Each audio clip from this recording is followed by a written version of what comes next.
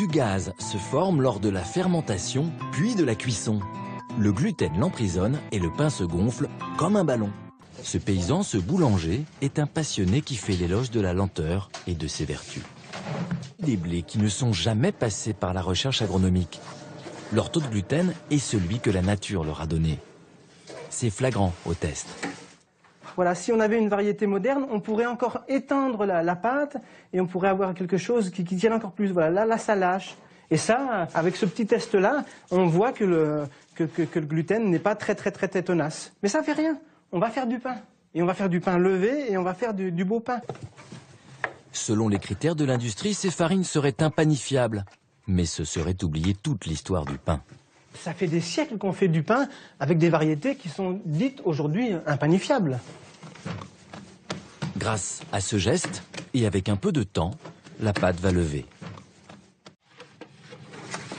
Et ben voilà, le miracle a eu lieu, magnifique. Et ben voilà, il paraît que ces variétés sont impanifiables, qu'on ne peut pas faire de pain avec ça. Ah ben voilà, et voilà. Moi je trouve que c'est parfait.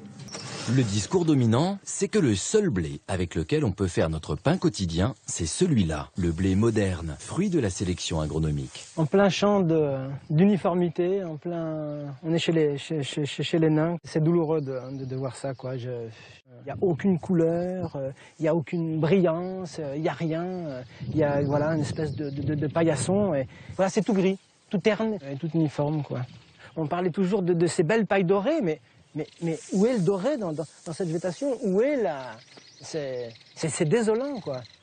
Le doré, le voilà. Les 40 petits hectares de Jean-François Berthelot. À comparer aux 5 millions de l'agro-industrie.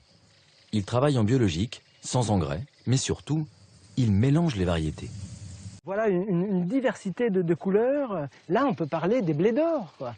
Et quand on voit cette brillance et cette couleur, on peut déjà imaginer la brillance et la couleur du pain. Et ces blés anciens, il les a exhumés des frigos de l'INRA. Pour Jean-François Berthelot, l'émergence d'une intolérance au gluten dans tout le monde occidental est un signal. Ce paysan s'interroge. On produit du blé parce qu'on pense qu'il nourrit bien, on pense qu'il va faire un bon pain.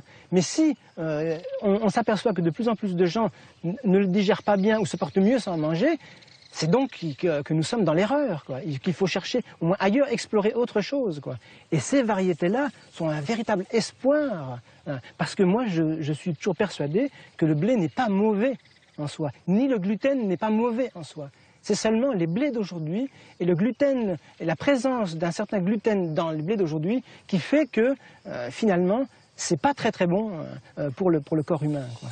Mais je pense encore que ce blé-là est très bon pour l'humain et que ce soit le retour d'un autre pain.